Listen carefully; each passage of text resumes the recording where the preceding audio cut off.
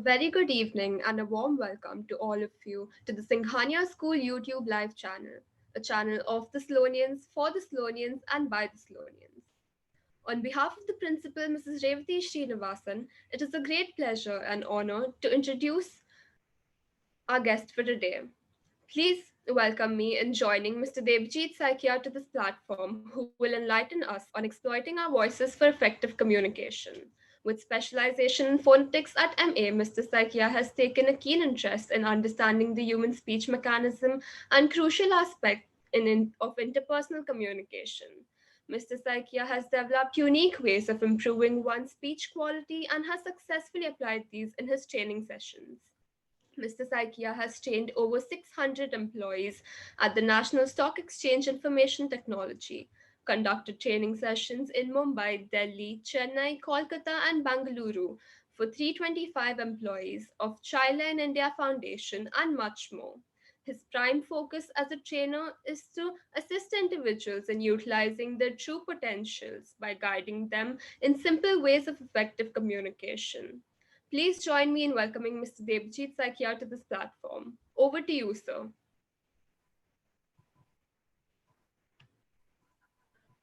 Thank you, Ira, for that introduction. Hello, everyone. At the beginning, I would like to thank the Srimati Sulochana Devi Singhania School authorities for giving me this opportunity to speak basically for the students about how to use the voice in the best possible way for effective communication. Well, the voice, to begin with, we all have this voice, and do we have a good voice? This is the question many people ask. So I'm asking you this question. Do you think you have a good voice? Well, some would say yes, some would say no, or some would probably say, I don't know. Well, voice basically is something that we are gifted with. We humans are gifted with this amazing tool called voice. Well, other animals do have their speaking mechanisms, but we don't understand them. That's why we don't know how effectively they communicate. They must be communicating among themselves. But we humans have to communicate with this wonderful instrument called voice. Now, when we use this voice, some of us sound good, so-called good. Some of us may not sound good. Why is it so? And why do we think that I have a good voice or I don't have a good voice? Well, this is all about using the voice, utilizing the potential of the voice. You see, we all have a lot of potential inside our vocal system, which is made up of basically three components: the respiratory system, the phonatory system, and the resonatory articulatory system. Well, I'm not going into details of these technical words. In fact, these are, if you want, you can study it later. But basically what I'm trying to say is, if we use all these three mechanisms in the best possible way, without going into the deep technicalities, certain things you can use, you can make your voice very, very nice. You can make your voice resonant, good to hear, likable, lovable. And that's what we want to achieve, right? Okay, so how do we go about it? First thing, let me ask you, have you listened to yourself? Listening is something that we do. We listen to others. We listen to many things. We listen to songs. We listen to others speak. But do we listen to ourselves? Have you listened to yourself? Yes, you have listened to yourself, probably. We all have listened to ourselves. When we speak, we listen to ourselves, right? We hear ourselves, but listening has something else to do. What I'm trying to imply is, you hear your own voice differently from what others hear your voice. Listen to me carefully. When you are speaking, you are hearing your voice as well. You're speaking to somebody else. We normally speak to others, not to ourselves. When you're speaking to somebody else, the person is hearing your voice in a particular way, but you're not hearing it in that way. You are hearing mostly the internal resonance, the internal vibrations. So you are hearing an internal voice. You're not hearing your external voice, which is coming out of your mouth and going out to the world, to the person in front. That makes a huge difference. Friends, let me tell you a story from my college days about listening to myself. Once in college, when I was in a group, we were discussing something, and actually it was a song rehearsal, and we had rehearsed for a song, group song, and then at the end, on the final rehearsal day, we recorded that. We tape recorded that song. It was more than 30 years ago. In those days, we only had the tape recorder to record voices. So we recorded that. Somebody pressed the recording button, and it went on and on. And finally, when the song ended, I started talking about the song. I started giving some my suggestions to the music director or something. I went on speaking for about 3 to 4 minutes. Then somebody realized that record button was still on, so he switched it off. Okay, now replay happened. The song was heard, and people liked the song. Comments further. As soon as the song ended, I heard somebody talking about something. You know. Well, those points, when I heard those points, the things that that voice was talking, I realized, wait, these are the things that I had spoken. But was this me? Is this me? Is that my voice? No way. I was horrified to realize that it was me who was speaking in the tape record, on the tape, because I did not like my voice at all. What I heard was somebody rushing through the words, somebody speaking at a very high pitch, somebody without any modulation, without any ups and downs in the voice, in a very flat tone. And moreover, I sounded like I was scolding the person whom I was speaking to. That was a very, very shocking revelation to me. I realized that this is not done. I cannot speak like this. But there was proof. I did speak like that at that moment.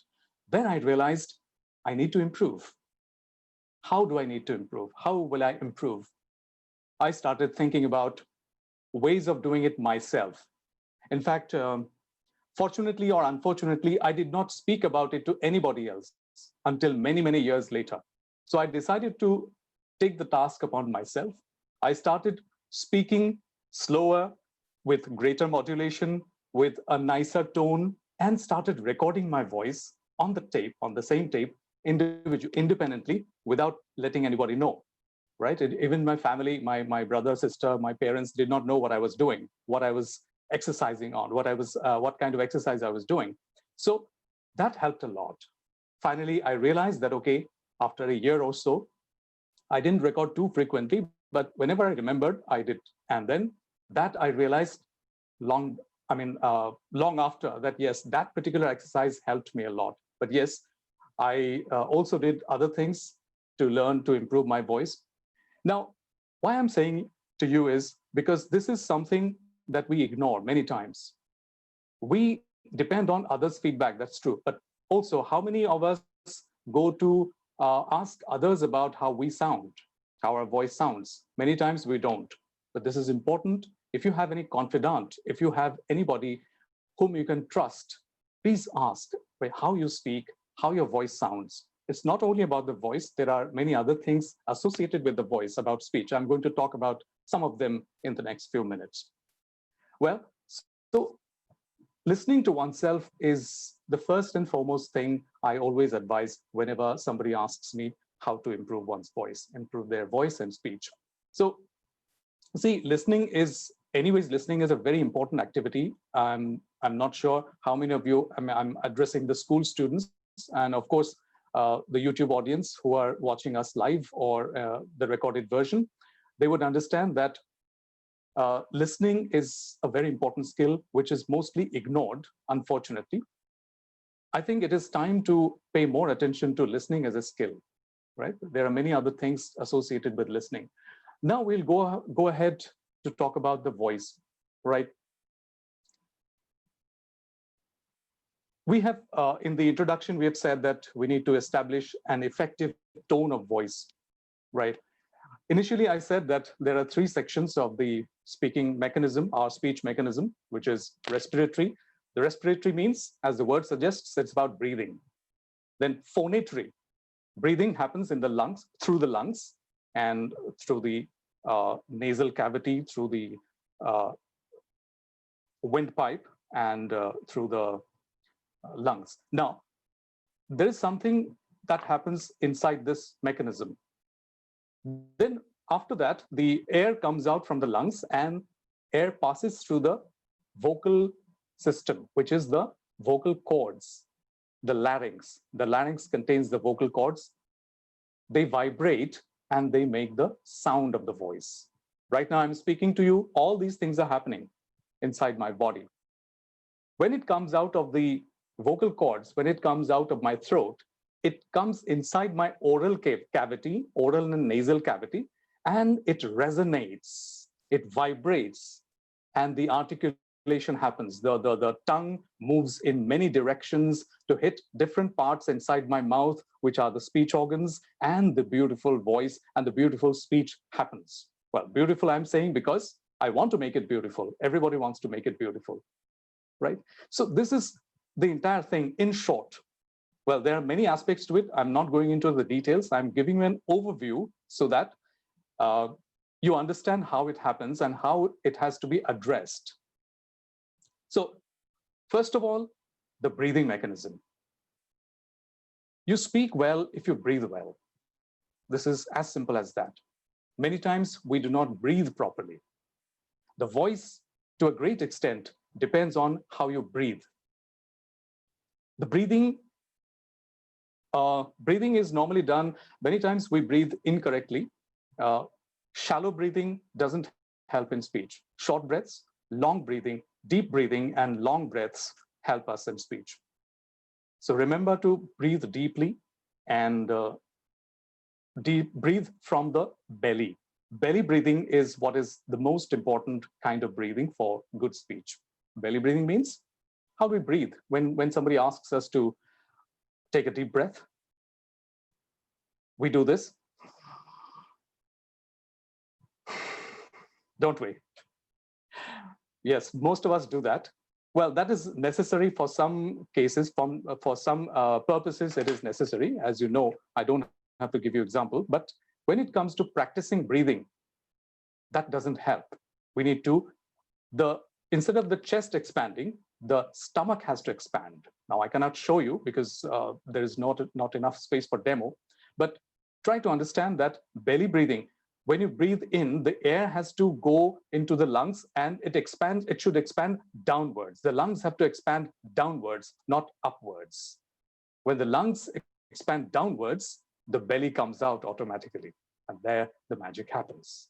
I mean, the vocal cords get enough fuel to work on. Now, what is the fuel? The air. The amount of air that comes out of your lungs is good enough, is generous to vibrate the vocal cords easily and in a much, much better way. When they get enough fuel, they work better, obviously. The engine, which is in the vocal cords, which is in the larynx, they vibrate much better, easily, without much effort, and then they come out of the into the oral cavity. Now, oral cavity means the mouth, inside the mouth. Inside the mouth, resonance happens, that is, the vibration happens, and then with the help of the tongue and the teeth and the lips, we speak. Okay, now breathing is one primary thing to learn, good breathing to learn. If you have learned pranayam, please go ahead with that. Please understand that this is a very good exercise. I'm not going to teach you pranayam. I'm not a yoga teacher or pranayam teacher, but basic breathing, belly breathing is what you need to do. And if you do pranayam, why I'm mentioning pranayam is that in pranayam, it is one of the bases of pranayam to do the right breathing. So now about the other things, when we talk about the resonance, To make the voice sound better, you have to resonate well. Your voice has to resonate better. Now, what do I mean by that? It has to vibrate better inside the oral and the nasal cavity. To do that, you need to correct your alignment of the body, of the upper body, this part of your head, neck, and upper back. Actually, alignment is important for the entire body.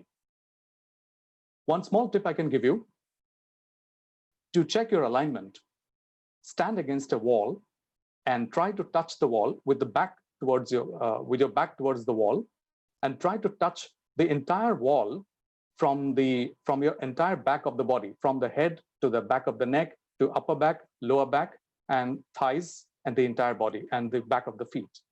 So this will tell you where you are in terms of alignment. Once you get the full alignment, you cannot do that perfectly because the human body, it cannot go that straight. But your effort to reach that point will help you to align yourself better. Now, even in a sitting position, you can do that alignment. So like as I'm sitting now, I have already tried to align myself because I've practiced it. If you're sitting in a slouched position like this is not good for voice at all. And if you speak in this position, you have to use your voice, you have to use a greater force to speak. When you straighten up, your voice loves it. This is very true, my dear friends. It is proven. You know, I'll tell you one more story from my younger days when I went for an audition with All India Radio for a newsreader's job. I was given a script for test, for the audition script I was given, and I was holding it in my hand. And because of the anxiety, because of the tension, I think I slouched like this. Then the person who was in charge of managing that audition program came to me and said, "Sir, please sit straight. Please straighten your back like this. Yes, yes. It all depends on how you sit. You'll do well. All the best." And that worked. I got the job. Well, not because of that only, but yes, that was one of the factors, because audition mattered a lot. Audition was the second stage of the selection. Third stage was interview. Well, so that was one incident I can tell you how it helps. Now, the alignment. How does alignment help your voice? You see, the system inside, the area inside our neck and the oral and nasal cavity, it works like an amplifier. What does an amplifier do? It amplifies the sound that is coming from your system, from your music system. Before it goes to the speaker, it amplifies the sound. It broadens the sound so that you hear it better. This system works like an amplifier. So if you make it large enough, if you make it straight and large enough by straightening your body, it works better. It resonates better. So the amplifier inside your body works best when you align it properly. So straight back, straight neck. Okay, you might be thinking, okay, do we speak like this all the time? No, we don't. And many times you have to, when you give a speech, when you talk to a teacher, when you talk to somebody at home, or when you talk to a group of people in public speech, you cannot stand straight like that. Why I'm telling you is, once you practice this, once you make it a habit, you will automatically go straight. You will automatically straighten your back, your upper back, your neck unknowingly. And that will help you in getting into the good habit of aligned body alignment, upper body alignment for speech. Well, so that is one thing that you can start with without much complication, I must say. Next thing comes is, okay, we are supposed to make our voice captivating. Okay, we are going towards that. Captivating, you see, friends, it takes years of practice to make your voice sound much better than what it is now. If you think it has to be improved much, well, certainly, even if you are at a very good level, you can certainly improve much more than where you are. Well, one more thing, I must say that right now I'm talking in English.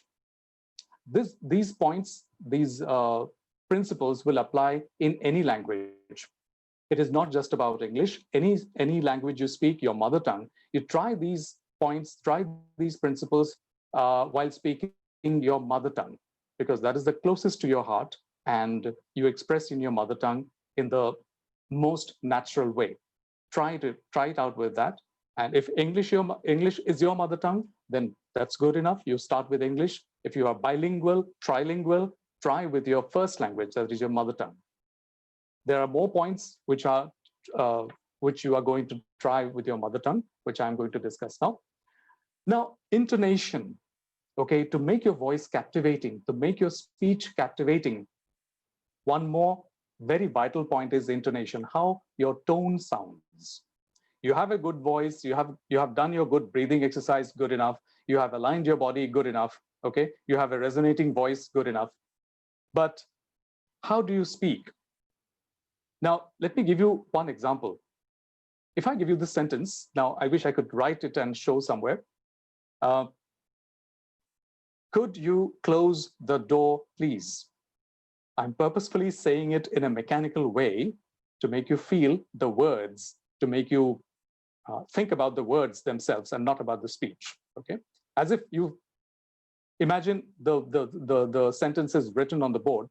Could you close the door, please?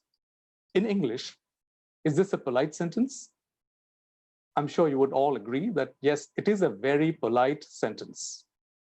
Okay, now it could so happen, suppose a friend of yours comes back to you and tells you that so-and-so told you that you were very rude to her. Then you would ask, what happened? Then that friend would tell you probably that she said that you spoke to her very rudely about closing the door, closing some door, or what happened? If you recall the incident, you will be surprised. No, I said it very politely. I said, could you close the door, please? Well, the sentence as such is very polite in written English. In the written form, it is a very polite structure. Could you close the door, please? You could also say, close the door. You could also say, can you close the door? But could you close the door, please, is a very polite sentence by all means, but it is in the written form. It may not sound polite if you say it in an incorrect way. See, I'll give you two examples of the same sentence in spoken English, in the spoken form. Could you close the door, please? Number one, that was.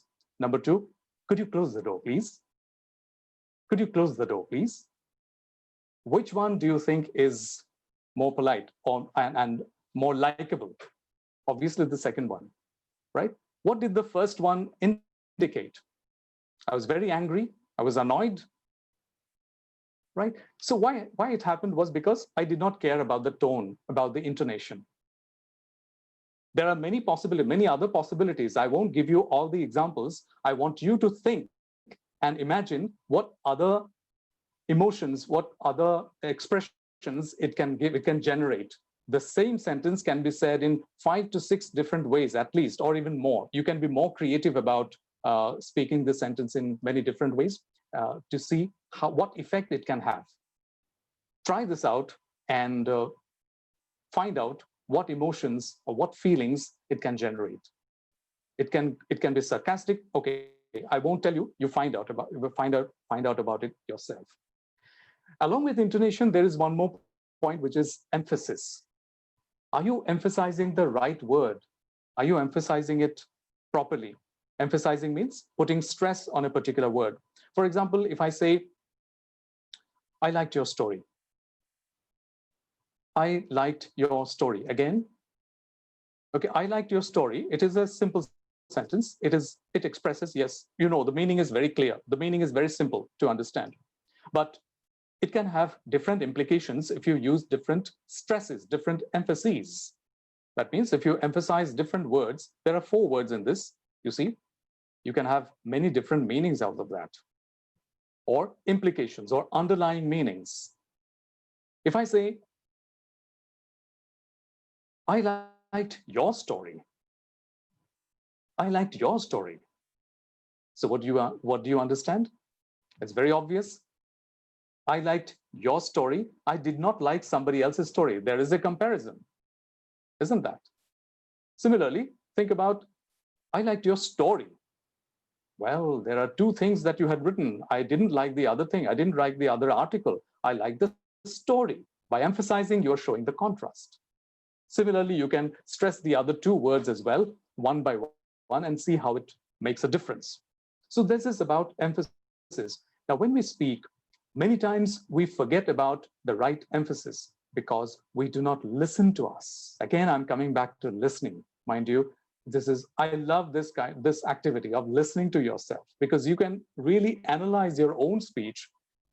Of course, that's not enough. You need to analyze your voice through others' feedback as well, through your teachers, through your mentors, through somebody you look up to, you trust, right? Well, that is one more point. And then we have other areas like how loud you should be, loud and soft. It's very easy to understand how loud you need to be, but many times we ignore that. We speak too soft sometimes when we are supposed to speak a little louder until the other person tells us. This mostly happens on phone calls. You have to see on phone calls, or even on uh, internet calls. The other person may not hear you clearly, but you are hearing yourself clearly. But because you are sending the voice through a system, it is not going in the open air. So you need to be careful about that. Speed is another important point. Of course, how many words you speak in a minute. Well, I'm not going to calculate the numbers, but how many words in a minute doesn't matter. How effectively it gets into the other person's ears, how easily the other person is able to understand you clearly. And sometimes what happens is, if you speak too fast, you may sound a little rude, even if you don't mean to be rude. And this is one important point. Sometimes, like the other example of the closing the door, the friend complaining about closing the door, you being rude. You did not mean to be rude, probably. Well, the example that I gave, the first example, was obviously, it was intentionally rude. But sometimes what happens is, if we don't take enough care about the tone of the voice, we sound rude to the other person. You must have experienced it many times in your life. I'm sure everyone has experienced this. Why are you being rude to me? Oh, I wasn't being rude to you. I was speaking plain. Or you might think that you are sounding rude because in your mind, you are feeling nice. You're not being rude in your mind, but that may not be the case when you speak, when the voice is heard by the other person. The other person might take it rudely. That is why, another point, again, I'm coming back to listening to yourself. Listen to yourself. All right.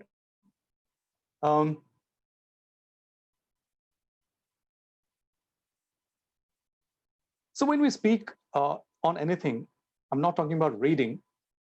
You can start practicing with reading also. When you read, you speak somebody else's words. When we do, as voice artists, when we record somebody else's script, we need to be very careful about, we need to be imaginative about somebody else's emotions, to portray what somebody else is speaking, the character or the narrator. But when you speak your own words, that should be the problem. You are speaking your mind. Why can't it be expressed in the best possible way? How to do that? Simple thing, the simple trick is, feel it inside your mind. When you speak, not just for the sake of speaking, but speak with your heart. Speak from your heart. Of course, I'm talking about speaking nice things from heart. There are many things people speak. I'm not going to that. We are only talking about positive communication. When you are trying to convey some positive ideas, and you are trying to make a rapport, you're trying to make a good relationship, we're trying to maintain a good relationship. In that case, you all have to connect with the audience by speaking very clearly from your heart.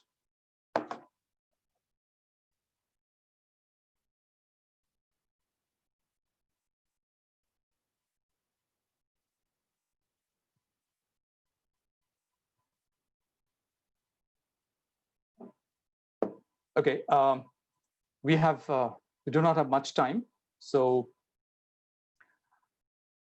I'll quickly wind up in the next 5 minutes. As I said, we need to talk about, we need to speak from our heart. One trick that I can give you is smile. You see, when you smile, when you speak, your smile is heard by the other person, even if that person cannot see you. Smile does wonders to your voice. Smile shows warmth. Smile expresses warmth inside you, and your voice becomes warm when you smile. And this is a very good tool for effective phone communication. You see, on phone communication, you do not, on phone, people cannot see you, but they can hear you. By hearing you, they need to know how you are feeling. What is your attitude? The attitude has to be positive. When we talk over the phone, it could be for any subject. It could be on any subject. But if you do not take care of all these aspects, it might go wrong. So use smile whenever possible when you speak. That does wonder to your voice.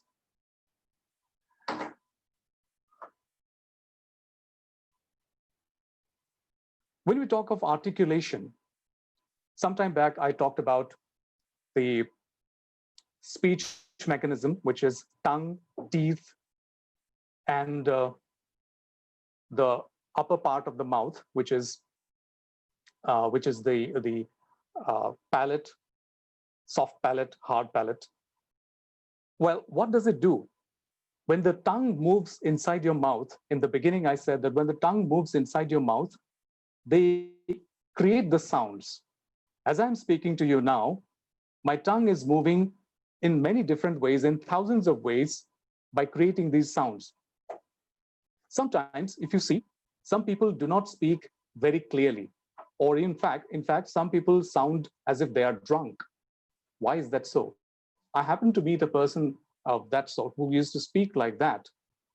And I took him aside and said, so you sound as if he was my trainee, so I had the liberty to speak to him and give him what I felt, tell him what I felt. I said, you're speaking as if you are drunk. I know you are not drunk, but you need to improve that. So he was surprised. He was in fact shocked. He was astonished to hear what I said. He said, no, sir, I never realized. Nobody told me. I said, yes, now you take it from me. You need to improve. Now, what I realized quickly was that when he spoke, his tongue was not moving properly with enough force and hitting the parts of the mouth with adequate force, because of which he sounded as if he was drunk. He was, speaking with a slur. So these are some of the points which we all need to keep in our mind when we speak. You see, how you speak makes your personality. Your speech personality is as important as your physical visual personality. You see, you can create your speech personality even without being seen. On the phone, you may be talking to somebody for a long time, for many years, and with somebody who has never seen you. But in the meantime, you must have created a good phone personality, that is auditory personality or voice personality. Try to make that. When it combines with your physical personality, it does wonders, right? So I think I have covered almost all the points. And with this, I must say that, see, when you go into, I mean, especially for students, for young generation, when you go into the working world, many times you'll see that people who can speak well, who can speak confidently, they may go ahead of others because they can speak well. Of course, other things being equal, if they have performed in their work, if they have performed in their job equally well with somebody else, but the person who speaks better may go ahead because communication matters a lot in any field of work. So follow these good principles of speaking, follow these good principles of improving voice, and you will have a nice voice, you will have a much better voice, you will create a much better voice personality. Thank you. Okay, now we'll start the question and answers. We have received some questions from the audience. Okay, what are the challenges to effective communication? See, as I said, my speech included some of these challenges. Number one, you need to understand the barriers of communication. Barriers of communication are the most important challenges. Like when I'm speaking to you, I'm not able to see you. See, I'm communicating one to many, and I cannot see my audience. Am I taking enough care to be loud enough, clear enough? That is one thing. So medium, which medium you're using. So in this medium, if you had been sitting in front of me, I could see I would have been able to see your reactions, and I would have been able to get immediate feedback from you, whether you are able to hear me clearly or not. But at this moment, you can only see me and hear me. I cannot see you, I cannot hear you, I cannot get your feedback. So am I taking enough care to be clear enough, or in my articulation, in my voice, in my pronunciation, so that you can understand everything clearly? Are my sentences clear enough? Am I speaking sensibly? All these matter. That is one point, that barriers of communication is one challenge. Another point is inability to. There are many barriers of communication, could be internal or external. Like if you are in a noisy environment and you are speaking to somebody, you're going on speaking, but the other person is not able to hear. That is one barrier. You have to take care of the barrier. You need to keep asking the person repeatedly whether he or she is able to hear or not. Then you have if there is difference between the levels of understanding. If I'm speaking to you in English and you do not know English, that's one of the biggest barriers. Even if you know English, your accent and my accent could be different. There are many times people speak with different styles. There is nothing bad about accent. You see, every language is spoken by people in many different ways. And but the point is, when two people communicate, they have to come to a common point. They need to try to understand each other's styles of speaking, so that there is no cross communication, there is no breakdown in communication. And that could be one barrier. Well, there are many barriers, but I think these are primarily we can look at. Next question. Now we have a question which says, how important is listening while trying to communicate effectively? Extremely important. Listening is one of the primary things. You see, as I mentioned in the beginning, unless you listen, how would you speak? See, going back to our early part of our life, when how did we start speaking? Listening precedes speaking always. Listening, because we have learned to speak by listening to others, by listening to our parents, elders, and all that, right? As we started growing up, we started to speak little by little, and we developed language and all that. But what happens is, after some time, when we grow up, when we become much older, listening goes down and the speaking comes up. So there is an imbalance. Initially, it is like listening is here, speaking is here. Now, listening stays there, speaking comes up, and it gets equal, and then listening goes down slowly and speaking goes up. That creates the problem. See, if we don't listen to others, if we don't listen properly, we may not understand the person's point of view. The person's point of view, many times we misinterpret somebody's speech because we think in our own ways, whereas the person might be meaning something else. How critically we are listening, how sensitively we are listening. The same sentence could have different implications in different situations. Are we able to look at the situation? Are we able to, sometimes you see, we find, many times it happens to us, we find that a person is speaking rudely to me, as we said many times. He or she may not be actually being rude. He may not be meaning to be rude. Maybe the situation is such that he cannot help. Automatically, he's so maybe so tired or so anxious about something, he's not able to take care of the tone of the voice. Can we see that? If possible, we need to think about those aspects as well. That's why listening also involves empathy. Empathy means how we feel, how we look at a situation from the other person's point of view.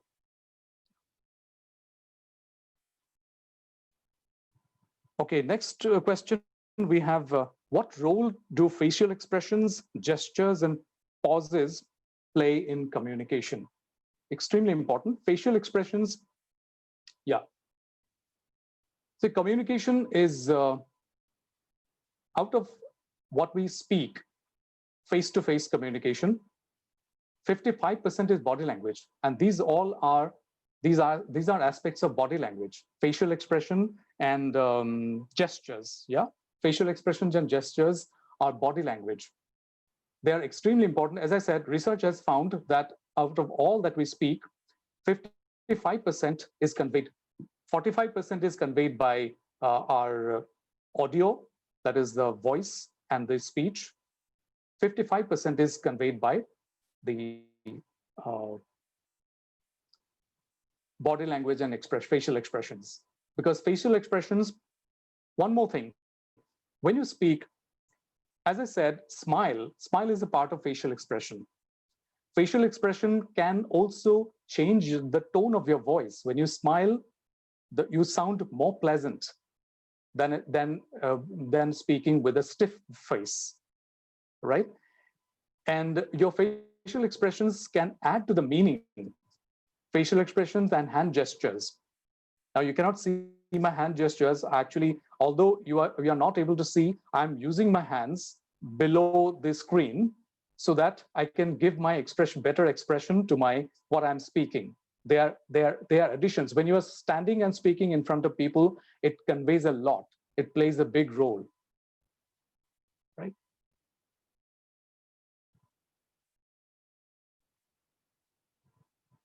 Okay, the next question is, how can people with anxiety, stage fright, deal with their issue when trying to communicate effectively? Well, it happens to everybody. It happens to me as well. Anxiety or stage fright is a part of your life. If you're going for public speech, this is all about public speaking. So it is, in fact, I'll say that it is good to be anxious. It is good to have some stage fright because you are alerted. Your mind is alert. If you take it too easy, you may not perform well. If you take it nervousness, your nervousness is actually energy. The stage fright, whatever you call it, yes, too much of stage fright, not good. But how you need to control it? By practicing. By practicing, you do a lot of mock sessions with your friends or whoever in front of you. You can practice in front of mirrors also, but it doesn't work with some people. It doesn't work with me. It never worked with me. I tried in front of mirror, personally speaking. Many people can work better by practicing like that. You speak in front of somebody else, or you speak to the wall, but if you take somebody else in front, it works better. So that way you can control, you can manage some of your stage fright by practicing before the actual speech. Secondly, by breathing well. Do some breathing exercises an hour or a few minutes before that speech is going to happen. Breathing exercises, keep yourself active. I'm saying it because I'm saying this from my own experience. When you breathe well, you speak well. Your control over your emotions, your anxiety increases. your control over anxiety increases. That means you are able to control them more if you do some breathing exercises, deep breathing right before the speech. Or even in general, if you breathe deeply, you gain more control over your anxiety. Do bilingual, now another question,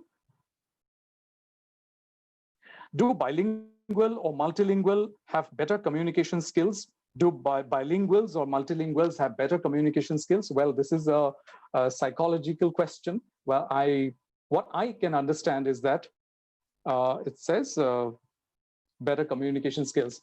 Well, I personally feel, I'm not giving any scientific explanation, but I personally feel from my own experience that yes, if you have, why I'll tell you, if you are able to master many languages, even if you speak two languages equally well, you have greater control over the sentence structure, over the linguistic structure of two languages, and it works like mathematics. So you can compare and contrast the features of the two languages when you communicate. This is not, but it's not about it. I'm not saying that you mix up these two languages, but yes, they are in their own places, but your brain functions better. Your brain becomes more active if you speak many languages at the time. So that way it may help. How to control the pace of speech and how does it affect the communication? Very good question. I wish I could include it in my session, but yeah, pace of speech, the speed. I had this problem in the early part of my college days and all that. I used to speak extremely fast, like I told you in that example, in the tape recorder example, although I did not use the techniques I'm going to tell you about. You can practice by keeping something in your mouth when you speak. That's a technique I'll tell you, which is very effective. You practice speaking by keeping that's a carrot method. In fact, many expert linguists, many expert voice trainers use this method. You can keep a carrot. A carrot is a big, carrot is much bigger than pen. You can use a pen. You can keep it, hold the pen between your teeth and try to speak, try to articulate all the words from something. I mean, you can also speak on your own. You take a script, take some book, try to read it with great clarity. When you struggle for clarity, when you struggle for speaking all the words clearly, you'll get stuck. And if you go on practicing like this, you can do well to control your pace. I guess you're talking about controlling the pace, yes. If you are speaking at a high pace, if you're speaking at a very fast rate, then you can control it this way. This is one of the methods. There are many other methods. Now, next question is, how do we make sure our voice is heard effectively over non-verbal mediums of communications? Well, voice, this question is actually a little contradictory. How do we make sure our voice is heard effectively over non-verbal mediums of communication? Non-verbal mediums of communication, how would they carry the voice? Well, you could be talking about the vocal signals. If you're talking about vocal signals, see, voice is all about verbal communication. If you're talking about non-verbal communication is facial expressions and gestures and postures. But yes, it also includes the vocal sounds, vocal signals like what do you mean by that? If you do throat clearing when somebody's speaking, you're trying to draw their attention. Well, that way it may be effective in some situations, but be careful. You cannot use it in some situations, from formal situations or polite situations. But yes, it can be effective to some extent. That's what I understand.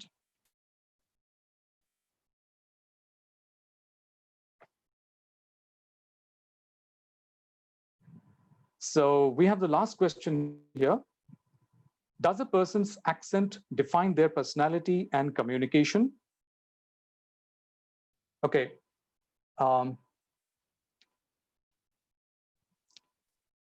No.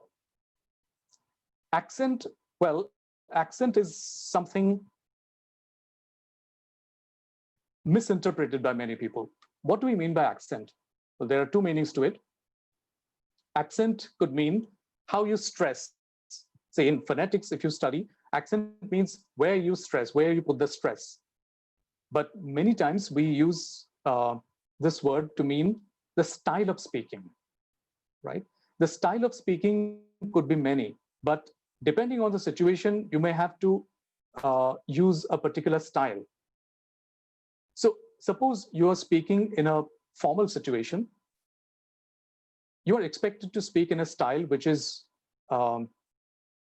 matching with the rest of the people, but you may be speaking in a different style, or we may say accent. That will not affect your personality if you keep all other aspects of your communication right. As we discussed, some of the points that we discussed in this half-an-hour session, the clarity of speech, the tonal quality, the intonation, if you keep all those things right, the accent, if you're talking about the style of speaking the language, should not affect the personality, should not negatively affect your personality. That's what I personally feel.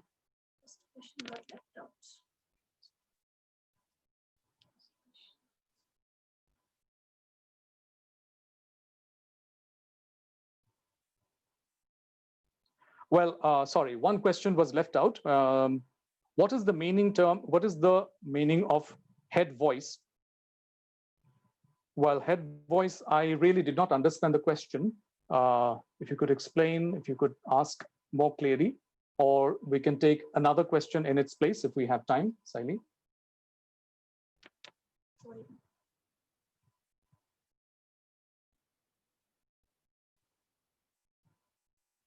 Okay.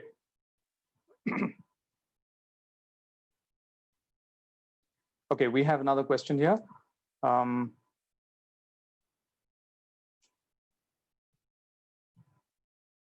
How can people suffering from this dysphasia communicate effectively? I think this is more of a medical question, so I will not be able to answer this because I'm not a doctor, unfortunately.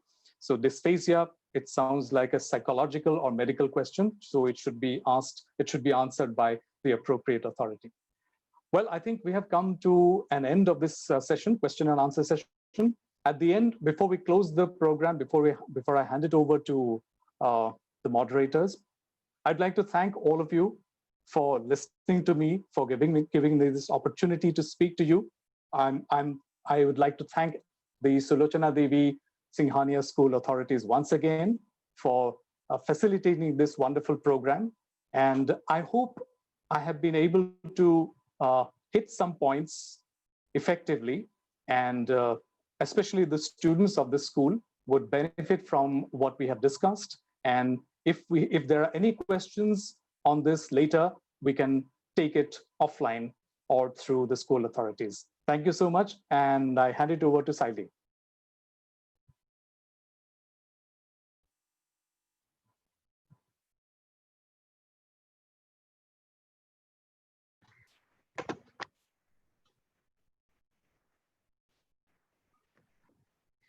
Thank you so much, sir, for such an enlightening session. I am sure you have inspired several students like me to look into this aspect of communication. Communication is an absolutely necessary prerequisite in today's world, and I am so glad that through today's session, you have helped our viewers refine their communication skills. On that note, I would like to thank you once again for being on this platform. To our viewers, don't forget to subscribe to the channel and press the bell icon so that you don't miss another notification when we go live on the Singhania YouTube Live channel, which is a platform for the Salonians, by the Salonians, and of the Salonians. Tune in next week for yet another exciting session with Miss Nisha Javeri, who will talk to us about happiness engineering. Thank you and have a wonderful evening ahead.